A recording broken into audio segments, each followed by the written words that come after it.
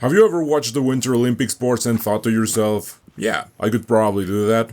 Well, I definitely have, which is why I came to Salt Lake City to see if these sports really are as easy as they look on TV. I played curling on the same ice used in the 2002 Olympics. I went down an Olympic level bobsled track, and even gave cross-country skiing a shot. All this to finally answer a question I couldn't answer 2 years ago.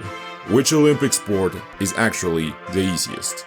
Well, let's find out.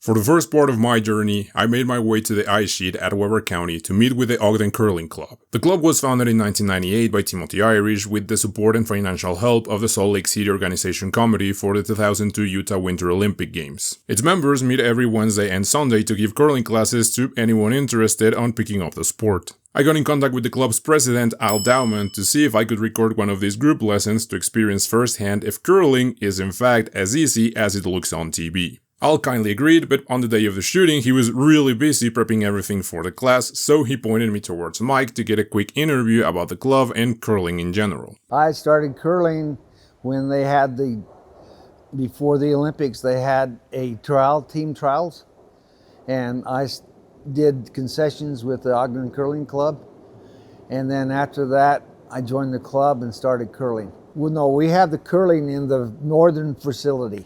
Here we have the southern facility in the northern, and that's where we had the curling, because we have about 2,500 seats there.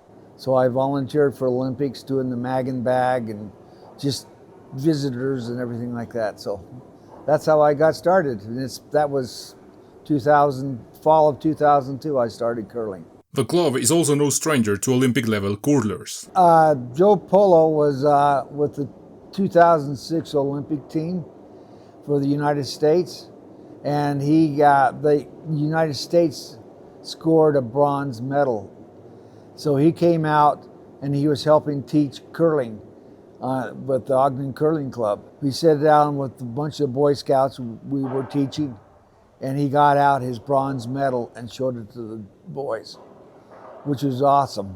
During the 2002 Olympics, curling was making a bit of a comeback. Even though the sport was part of the very first Winter Olympics back in 1924 in Chamonix, it has spent decades being treated as a demonstration event. It wasn't until 1998 that the sport was finally added back to the official program in Nagano, Japan. After a fairly quiet return in 1998, organizers were genuinely surprised by how popular the sport became during the Salt Lake City Games, as hundreds of people filled the Ogden complex to watch Team Canada take the gold in both events. I had a guy from Canada come up and he says, "I want to go in and watch the curling." And I says, "I'm sorry, it's sold out." He's going, "What do you mean it's sold out?" I says, "Curling's sold out in Ogden, Utah. What else do you do on a Saturday night? We go to the curling."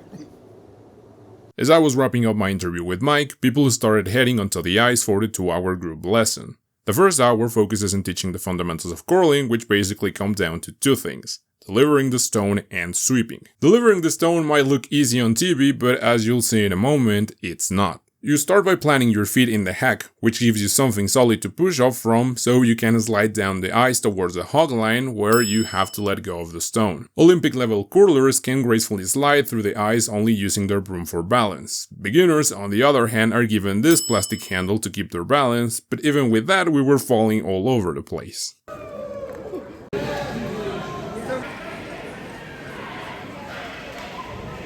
After the stone is released, the sweepers quickly brush the ice in front of the stone to slightly warm the surface and reduce friction, allowing the stone to glide farther and hold its line for longer.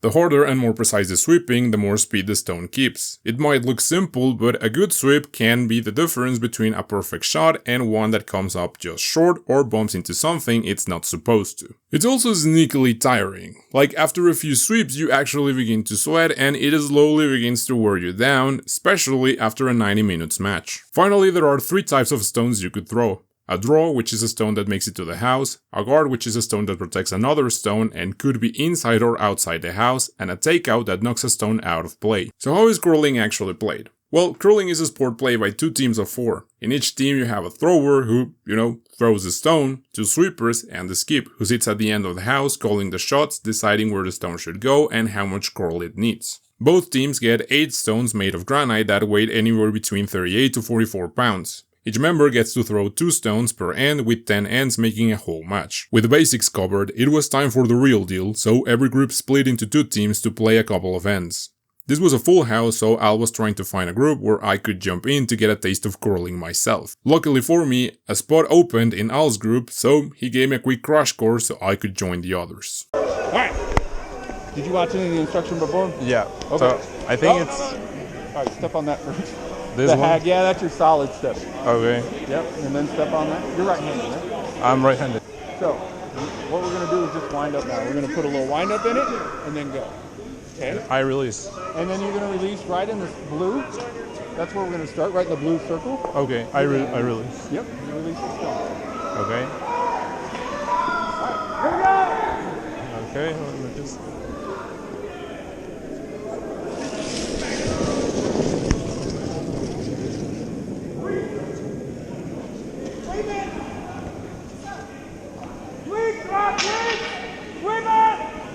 Great for your second time. That was great.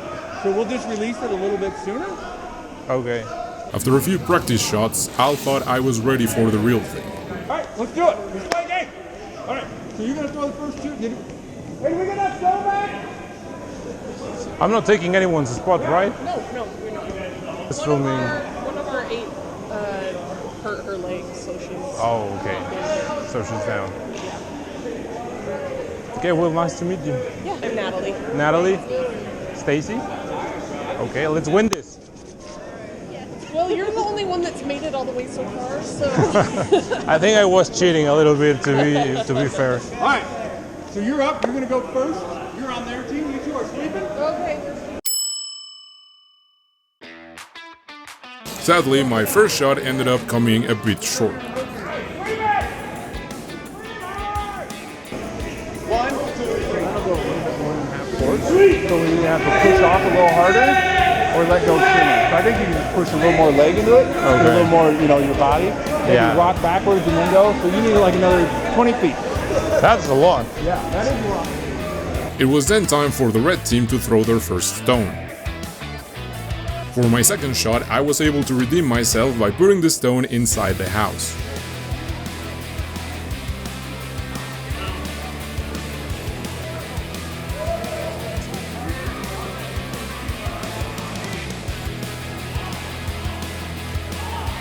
Then it was time for Natalie to throw and for me to sweep.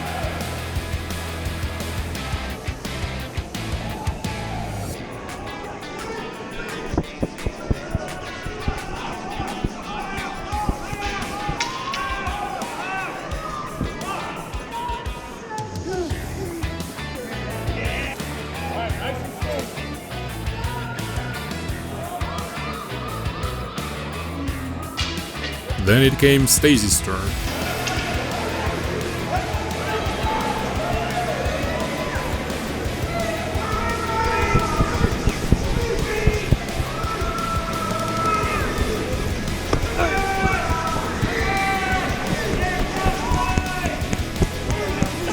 Come on.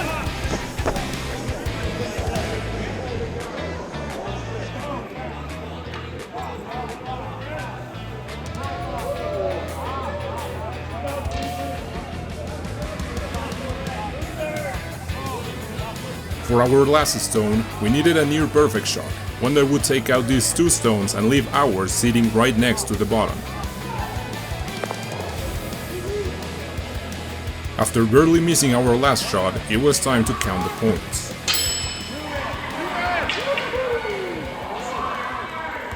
One common misconception about curling is that the objective is to get as many stones as possible inside the house to score points like if you were playing darts, but that's not how it works. In order to score in curling, your stone needs to be the one closest to the bottom. From there, you get 1 point per stone that is closer to the bottom than the closest stone of the opposing team. Okay? Right? So if it was like that, red's closest, red's second closest, blue's third, right? So it'd be red 2.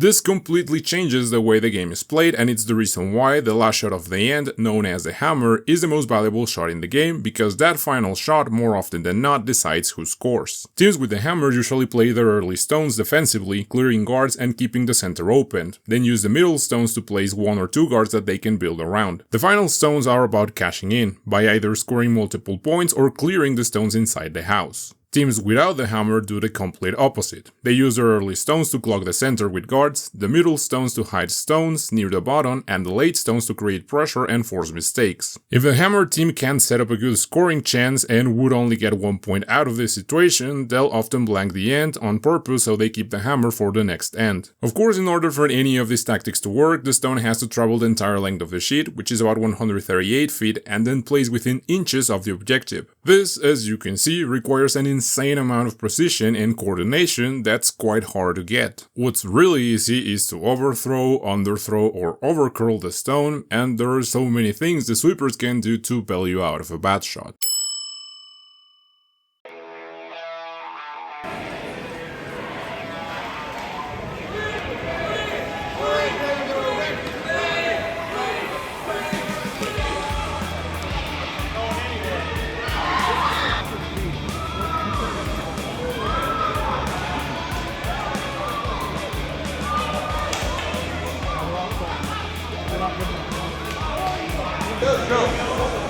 You want to throw it a little bit harder because you're going to bump off the blue. So you're going to go that way and you're going to spin it overhand.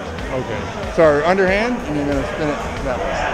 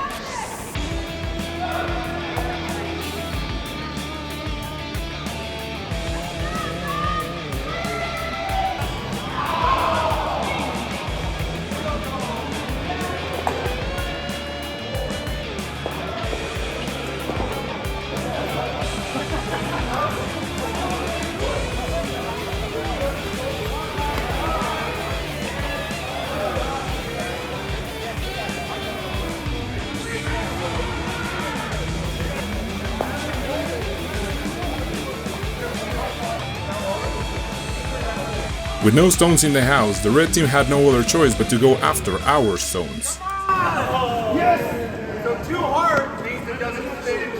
If we wanted to win the match, we needed to bump one of these 2 stones into the house, so it was time for Natalie to lock in.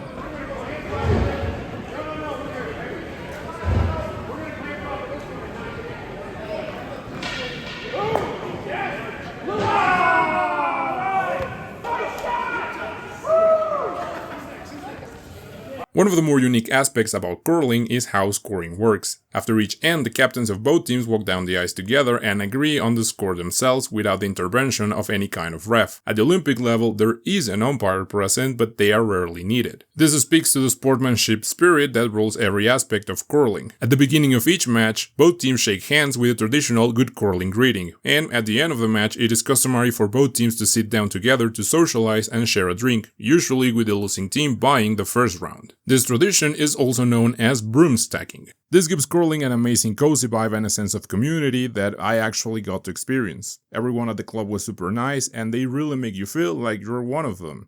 So if you're anywhere near the Salt Lake City area, please be sure to pay them a visit. You can check their website for class availability, and for $25, I really doubt that you can find a better plan.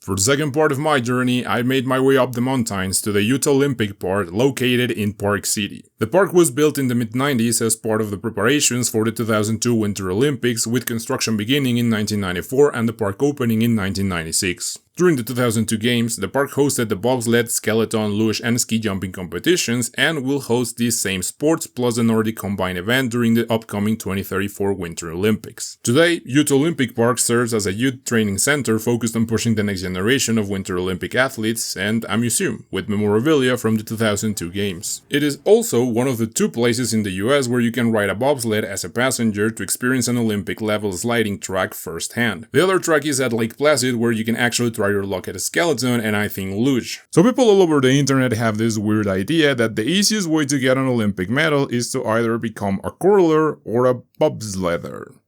I don't know if that's right. So what does it take to actually make it into the sled of Team USA? Well, first, let's see where you would fit. Inside a 4-man bobsled you have the pilot, who, pilots the thing, 2 push athletes that generate speed at the start before loading in, and a brakeman that loads last, helps stabilize the sled, and applies the brakes after the finish line. So let's start with the pilot. You're not gonna be a pilot. I didn't really got to pilot the thing, which is the main reason why I'm still here, so I can't speak as to how hard it is to actually drive it. However, from the quick chat that I had with my pilot, as well as the few interviews I could find of actual bobsled pilots, I can tell you, it's extremely hard. Bobsled, just like luge and skeleton, is a type of sport where not much has to go wrong for you to find yourself in a life or death scenario. I don't think YouTube will be very happy if I showed you what a bobsled crash looks like, but you can look it for yourself and see how bad it is. What makes driving one of these sleds so difficult is that, unlike a car, where you can turn the wheels and rely on friction with the ground to go in the direction you want, ice offers almost no grip at all. So instead of steering by force, bobsled pilots guide the sled by subtly angling the steel blades, called runners, so they apply just enough pressure against the ice to create traction to go in the direction that they want. Those runners are controlled by pulling these 2 vertical straps with handles known as D-rings. The challenge here is that every input has to be incredibly delicate. Pull too hard and the runners dig in, scrubbing speed or slamming the sled into the wall. Pull too gently and you get no traction to steer the sled. So pilots aren't so much driving the sled as they are keeping it from crashing at 80 miles an hour. So what about these guys? If you think their entire job is to push the sled really hard, hop in and then get Ubered to an Olympic medal by the pilot, you're right. Kinda.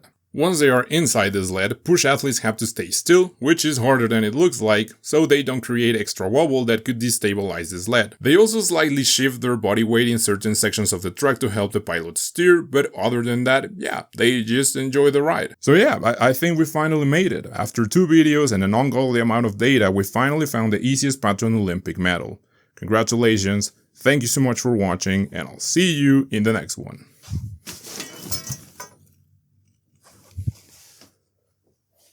But how hard is it to become one of these push athletes? According to the USA Bobsled and Skeleton website, the recruitment combine to be a part of Team USA consists of 6 activities. An interview, a 40-yard sprint, a 10-yard sprint, a broad jump, a vertical jump, and a highlight reel where you showcase how athletic you are. So yeah, get those Love Me edits ready. Now, the USABS doesn't publish official cutoffs, but I was able to find an older table of USA Bobsled Team Combined standards. The tests were slightly different back then, but the table still provides a solid proxy for the level of athleticism required. To be considered a World Cup level brakeman, you're expected to run 50 yards in 5.42 seconds or less, 16 yards in 2.18 seconds or less, broad jump 3 meters, hit at 32-inch verticals, throw a 15-meter shot toss, clean at least 110 kilos, and squat 152. To put things into perspective, here are the results of the average running back in similar tests at the 2025 NFL Combine. So, if you're good enough to push for Team USA at the bobsled event, you're probably good enough to have a shot at the NFL. Which explains why there are many ex-football players turned push athletes. Herschel Walker, for instance, pushed in the 2-man bobsled event at the 1992 Winter Olympics. And if you still want a brutally honest look at what it takes to actually earn a spot, you can go watch Paul Rabick's YouTube series Chasing the Olympic Dream. It's an amazing series where he shows the good, the bad and the ugly of competing at the highest level, and it's actually quite inspiring. So yeah, these are the people you're going against. But if you still think you got what it takes, you can always submit a virtual combine or show up in person at the next one at the Youth Olympic Park on March 15. So now that you know what I'm up against, let's see how I do on the track. As I said before, the bobsled at the Utah Olympic track is a real Olympic-level sliding course. It's about 1.3 kilometers long with 15 turns and drops roughly 103 meters from start to finish, making it a challenging and technical run for athletes. Top speeds on the ice can exceed 60 to 70 miles per hour, and riders experience up to 4 to 5 Gs as they go through the close corners. At the 2002 Olympics, the Germans took the gold with a total time of 3 minutes and 7 seconds across 4 heats. Team USA collected silver and bronze as rules allow up to 2 to 3 sleds per nation. Before the ride, I took the tour around the facilities where they showed us the start of the track. Here is where the push athletes propel the sled as fast as they can at the beginning of the race. I went into this experience thinking it was gonna be a walk in the park, but after skimming through the waivers I had to sign and staring down at literal death warnings, I began to have second thoughts. So as the sun began to make its way down the mountains around Park City, it was time for me to do the same thing. You guys can stay seated while they unload the sled.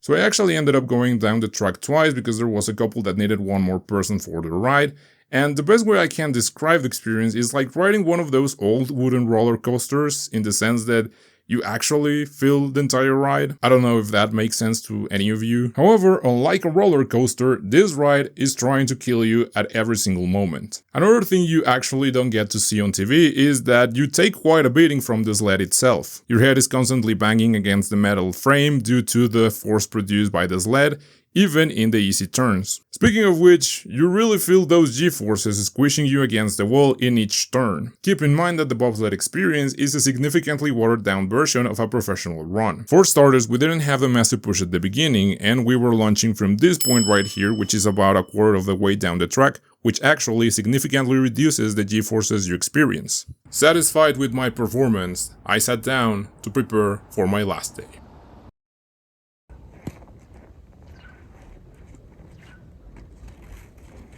For the last leg of my journey, I made my way to the wrong Solitude Center, and since I arrived late at the actual Solitude Nordic Center, my instructor was nowhere to be found. So the staff suggested that I head out and try a few laps on my own while they tracked him down. I actually tried to cancel the class thinking that I had this one in the bag, and the only reason why I didn't do that was because there was no refunds. So, with the confidence of a guy who has seen the snow exactly 4 times in his life, I stepped outside thinking it was gonna be a walk in the park. Then I made it to this little slope right here and realized this was gonna be a long day.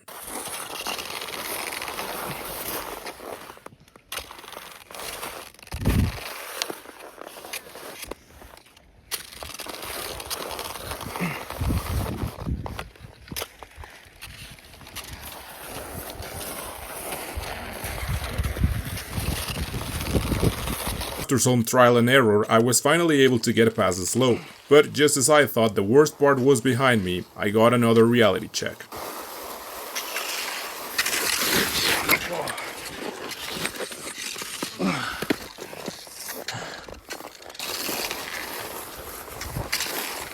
Whoa.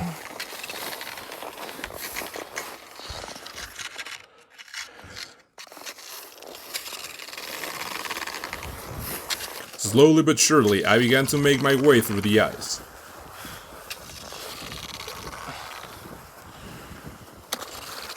I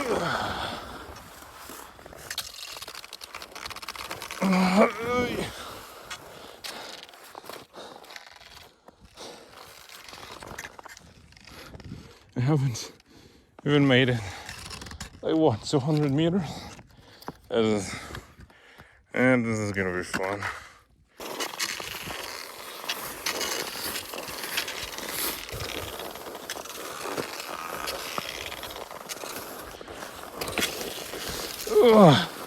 But just as I was about to finish my first lap and felt like I was finally getting the hang of it, disaster struck.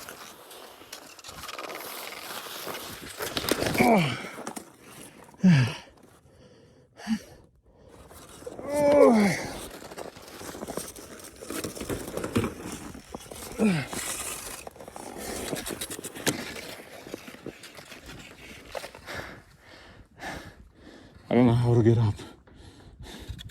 I really don't. After struggling a bit more, I decided that the easiest way to stand up was just to take off the skis.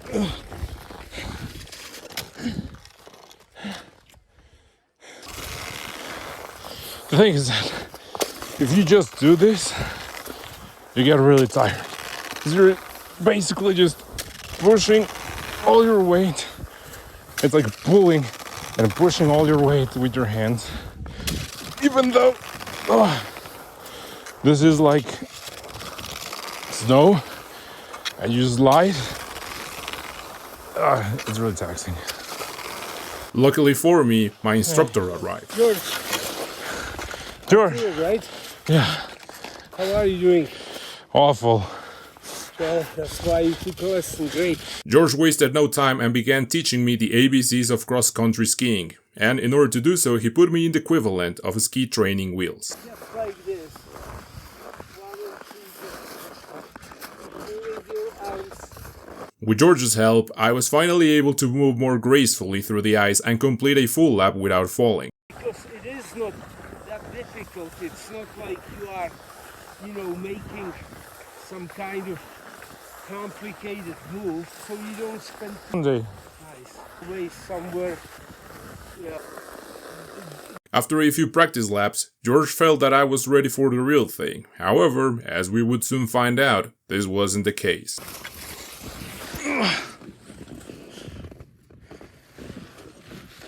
I was having a hard time keeping up with George, but I was also determined to prove that I had what it takes.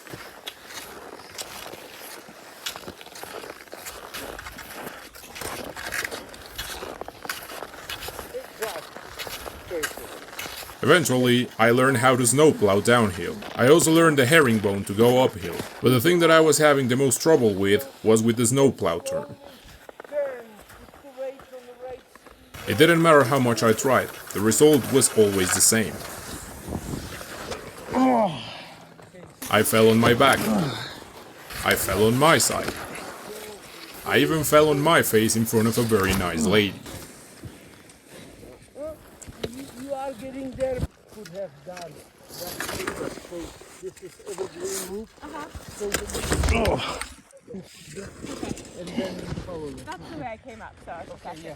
Thank you very much. You got it. No, that's okay. Come back. Good luck, you're doing great. Thanks. But I wasn't doing great, and George knew it. So everybody falls, and I am pushing you a little bit harder because you are young, but I can see that you are right at your limit. When I keep thinking you almost got it. George then proceeded to show me what he thought I was doing wrong. He then took me uphill for another try, but this time he gave me an ultimatum. Let's give it one more try. If it doesn't work this time, I won't push you any harder because you don't want to be falling all the time. So with my ego on the line, I pointed my skis towards that damn slope for one last try.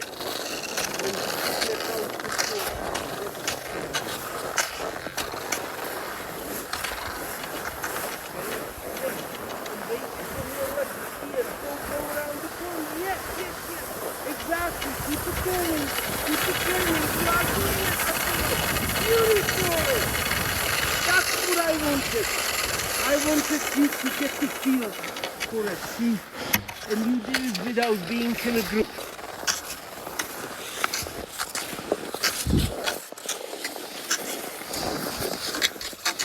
is pretty hard, huh? Is it harder than you thought? Like 100 times harder than I thought. Yeah. So look, maybe I overestimated what what we should have done.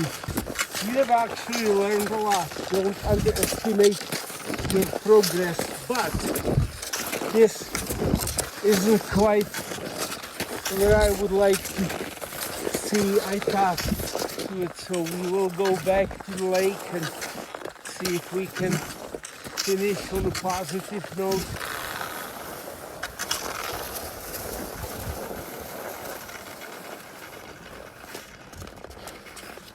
Do you know how to take these skis off? Yeah, with this. Right, buddy. Hey, good job. Thank you. Thank you. And After a quick lunch break, it was time to go back outside.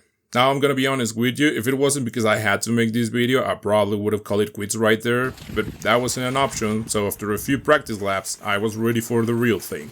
So this is gonna take a while, even at a by 4 speed, so let me talk to you about this sport in the Olympics. Cross-country skiing has 6 events for both men and women. There's a 10k interval start where skiers race one at a time against the clock. The skiathlon is a continuous 10 plus 10k race split in half, first classic, then freestyle with a ski change in between. The relay features teams of 4 with each skier completing one 7.5 km leg. The 50k mass start sends everyone off at once, turning it into a long tactical endurance battle. I don't know why anyone would do 50k of this, but that's just me. The Sprint Classic, which is a high-intensity race of about 1k that is run in heats. And finally, the Team Sprint Freestyle, where 2 skiers alternate short legs of roughly 1k each. At the most recent FIS Cross Country World Cup sprint races, top male athletes are covering the 1k sprint course in around 225 to 235 minutes, depending on the conditions and course layout. In recent World Championship 10k races, winners average around 245 to 3 minutes per kilometer, while 50k races top competitors average roughly 215 to 255 per kilometer over the entire course, and that's because they have to pace themselves. And that's in a track like the one George took me. The track that you're seeing right now is about half a mile long, and it's actually a frozen lake that looks like this during the summer. So now, let's see how I did. 7 minutes, give it or take. Not too shabby.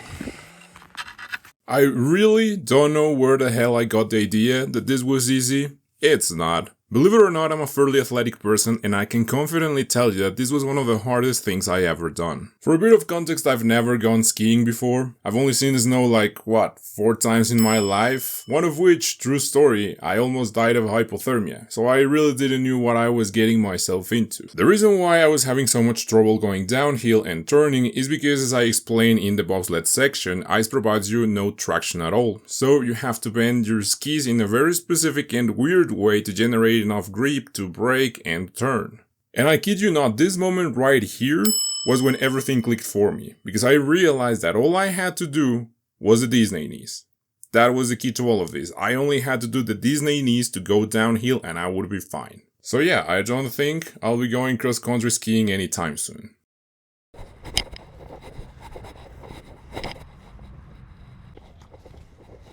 I think the reason why people think all these sports are easy is because you can't see the things that make it hard on TV. When you watch a ski jumper, a figure skater, or a hockey player, you immediately understand the high level of athleticism that sport requires. But with sports like this, the difficulty lives in places the camera simply cannot reach. I didn't understand how hard curling really is until I stepped onto the ice with people who deeply care about it, until they explained it to me and I tried to place a stone inside the house myself. It wasn't until I was inside that sled that I understood how fast everything moves and how easy it is to make a fatal mistake. And it wasn't until I stepped onto that course that I learned something that I should have already known. That almost everything looks easy on TV until you try it. The reality is that there is no easy path to an Olympic medal when you're competing against the top 1%. But with enough passion and dedication, who knows? 8 years from now it could be you, throwing the winning stone at the Salt Palace, racing down the Youth Olympic park track, or grinding through the final stretch at Soldier Hollow. But one thing is for sure, and that's that the only way to find out is to try. Or as George puts it, that's how it works. If you think you want to, or if you think you can do something, just try it and see how it goes. If you enjoyed the video, please consider leaving a like or a comment so more people get to see it. If you're new to the channel, I basically do videos on anything I find interesting. So yeah, if you like it, please also consider subscribing. And if you're one of the 300 people that want to know what happened with the whole astrological fantasy football experiment, don't worry, that video is also coming out, but I really haven't had enough time to process the data. But it's coming out, don't worry. As always, thank you so much for watching, and I'll see you in the next one.